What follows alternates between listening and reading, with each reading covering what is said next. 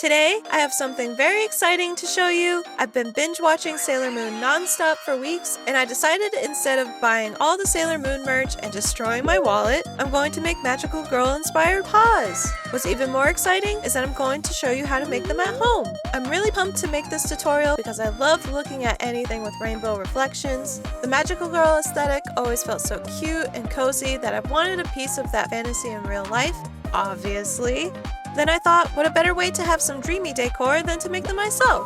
I grew up loving lots of magical girl anime, and I was always obsessed with Ichigo from Mew Mew Power. Wow, shocker. I never got the chance to watch Sailor Moon before though, because the TV schedule was not children-friendly growing up. However, now I have the chance to fully geek out and finish the whole series. Lately, I can't stop thinking about the iridescent visuals. I'm constantly reminded of opals with each new episode, so I thought the pink base for these paws would be perfect to mimic some opal gems. For anyone new here, welcome to Calico Cat. My name's Mary Kate, and I'm an artist making cute, vibrant animal illustrations that I hope brings you joy or magic into your life. This is part 2 of a 4-part series. If you end up liking this video, be sure to check out part 1 after to get to know me more and what art I'll be making in the future. Thanks for stopping by, and I hope you enjoy this iridescent toe bean tutorial. Anyways, let's get started.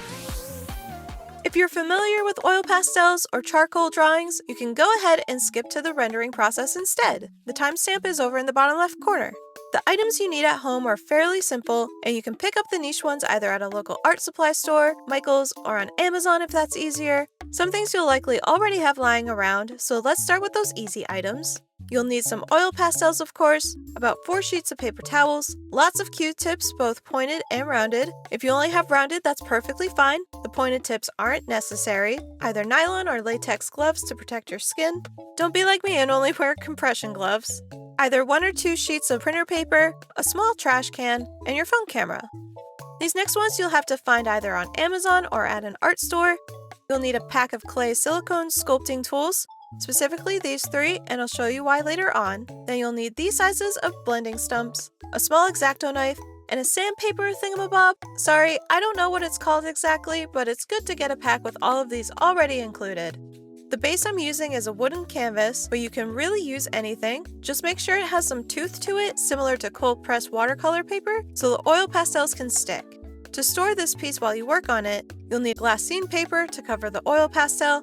Just remember that oil pastels never dry out without fixative on top, so covering the canvas in between sessions or prior to sealing is really important to protect your work.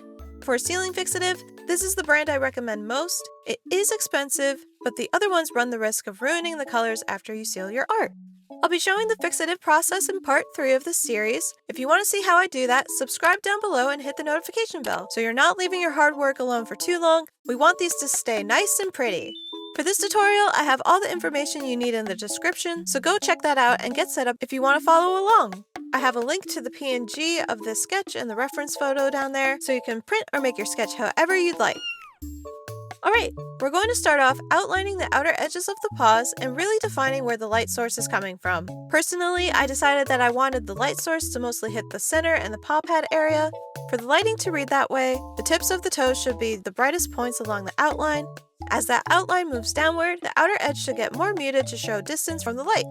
I'm going to put down the base colors, keeping the ones that lean yellow or white towards the top, then transition to greens midway, and finally make the lower ends either gray or blue further down the canvas. After marking out those areas, that's when I'm going to lay the mixing color over top of each area. After placing those down, I'll take a blending stump in the size that best matches where I'm working and mix the colors directly on the canvas. I make sure to tip the blending stump to its side and not dig the point into the mix to keep the oil pastels from lifting. There's no need to carefully avoid each section from touching one another because the oil pastels blend really well together and don't move too far into each other. There's no risk of creating muddiness unless we forget to clean the lighter pastel stick with a paper towel between each mixing session. Also, we'll want to overline past the sketch so when we add the background color later, we can push it into the paws using the pointed clay tool. I'll go into more detail about that technique later in the video. Remember that while you mix the outer edges, you don't have to worry about making a mess or going outside the sketch. All of it will be covered up later to create the fur texture, so focus on taking your time blending. This isn't exactly necessary, but if you're an overachiever, you can directionally blend the outline similar to the fur. It'll make the fur effect more prominent and easier down the line. Otherwise, simply blending the shades using the smallest blending stump is more than enough for now. Since the outline's finished, we're going to move on to the inner part of the cat paws. This is where we're going to emphasize the look of opals and bring that fantasy aesthetic together. You'll need the same colors as before with a couple extra ones shown here to exaggerate that illuminated look. Placement of the pigment is very critical in this stage. Keep the cooler tones like the blues, greens, and grays to the outer areas, and then the yellows and whites towards the center where the paws meet. By the way, feel free to pause whenever you need to catch up on a section. This piece took about 4 hours to complete in real time, so there's no expectation to finish this within 15 minutes. To ensure we're placing the colors properly, this would be a great time to take out our phones and change the display settings to black and white. I'm going to be referencing an iPhone for this because that's the phone I currently have. If you have an Android phone, definitely pause here to find a tutorial to change those settings, and then skip to the base rendering chapter once you're ready. So the first thing we're going to do is open up our phones and head straight to settings.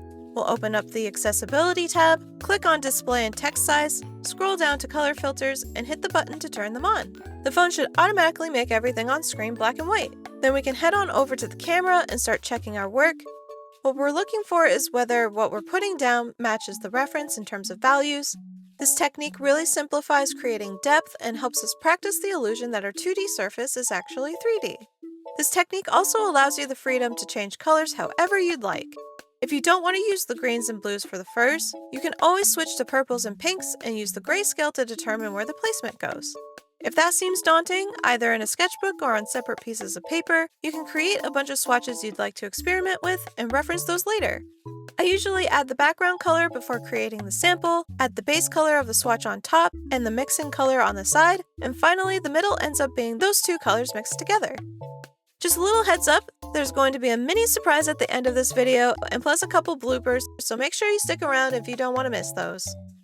Now is the time to take the clay sculpting tool with the double-sided flat edges and start lightly spreading the oil pastels in an upward motion or in the direction of the fur. We need a lighter hand for this because these silicone tools can pick up the pigment off the canvas pretty easily. We're trying to spread the oil pastels as far as we can and not disturb them too much. If you're holding the tool as lightly as possible and nothing is budging, definitely try putting down more oil pastel into the area. Likely there wasn't enough product placed down or the blending stump took off too much pigment when mixing the colors. Do not be afraid to cross over into different sections for this step. These sections are meant to intertwine, to copy the look of little hairs crossing over each other, so there's no need to be precise at all. Honestly, the messier the better. By the way, you probably noticed I decided to add some little furry friends into the mix for these paws. I love this idea of opal paws a lot, so I really wanted some emotional support while my perfectionism runs rampant. You know how you want something so bad that the idea of doing poorly gives you anxiety? Well, I really want these to look a certain way, so having an adorably small audience is hopefully going to keep me calm. I love seeing when other trinket lovers completely dick out their spaces with cute little plushies too. Which one of your favorite plushies would you keep around for moral support? Since we're all warmed up, we should be able to tackle one of the more difficult parts, which are the tinier areas surrounding the paw pads. Don't worry about making these look too gray. This area is thankfully darker and less pigmented than any other part of the cat paws, so the vibrancy can be sacrificed pretty heavily. There's a lot more room for forgiveness here, so if this is where you quote-unquote mess up, that's perfect. Just make sure that you're staying away from covering the paw pads. We do need those outlines for later, and the Q-tips will come in handy to take off any overlap in those areas. Just like the legs, take the baseline colors and place them where you'd like. Cover what you just placed down with the muted gray on top, and use the blending stump to mix. On screen, these are the colors I placed surrounding the toe beans, and I mixed the muted grays on top to bring out the shadow effect. Afterward, check your values through your phone camera to track your progress. If you feel comfortable, you can go back in with a flat silicone tool to indicate fur direction as well. Otherwise, happy blending! While we work on this section, I want to quickly let you know I'll be doing another tutorial video just like this for part 3. I'd love to know which set of paws you'd like to see next. The options are either this lilac version with 2 cats holding paws, or these bigger paws in aqua. The poll is down in the comments, so make sure to get your votes in before I start working on the next one. Don't forget to subscribe if you do place your vote. I wouldn't want you to miss out on how to make the winning set. We're finally done defining the different areas of the fur, and we can officially start making these paws look like they're glowing and magical. I chose these 3 colors when I was making the swatches earlier. I wanted the background to be more on the magenta side and let the underpainting shine through a little more. It's best to keep the background plain and only use 3 different colors. A nice gradient is a really easy way to add interest without distracting too much from the focal point. I'm just marking down where I want each color to go, and then I'm going to do what we did before with the other colors, place down one color after the other and mix them together. Instead of using the double-edged flat tool, this time we're going to use the rounded flat top tool to lightly blend each color. A tip to remember is not to overblend the light yellow and pink area. We want the underpainting to show through the fur edges, especially towards the tops of the toes. Also, if the yellow is too mixed in with the pink, the edges will look too muted and that area will look more like a nice gradient background rather than a literal glow. If that happens though, you can always go back in with a yellow or white to fix it. With the background blended out, we can go into this little section to define the shadow between each paw. We're going to take the double-edged tool and really scrape it into the oil pastel stick, then gently place the pigment down in a straight line, flipping over each side and reapplying the pigment back onto the tool when needed. Here, I decided to mark the bottom with a lilac, cross that over into a dark royal blue for the center, and finish it out with a deep turquoise. This is the most precision you'll need for this piece, so take your time and don't rush. Next up, we're now adding in the fur texture on the outer edges and into the center. We'll start with the outer edges first, because the pigment is technically lighter. We don't want the center blues turning the glow effect green or brown outside the paws. If you took the time to blend the outline in the direction of the fur previously, just follow what you've already put down, turning the pointed clay tool as you go along. For those of you that skipped, basically you should follow the curvature of the toes but maintain the fur pointed upward. If you're on the left side of the toe, point your tool towards the right to push the background pigment downward and vice versa. The goal is to stain those brighter colors instead of trying to force them to stand out. Don't forget to wipe off your pointed tool with a paper towel when switching to a new section. So with very tiny strokes, gently push the background color around the entire set of paws. Almost done here. We're going to wrap this up by rendering the toe beans now.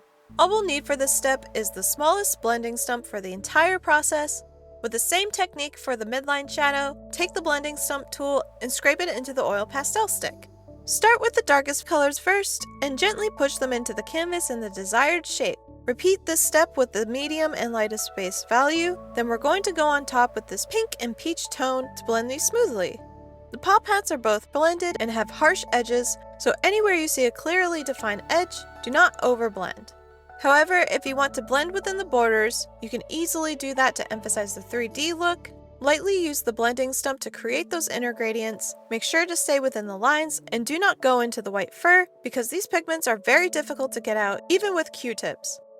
If you do get magenta in those areas, you'll probably have to use a Q-tip to completely wipe off that area and redo the fur entirely. Aside from that, go into your happy place and just blend away.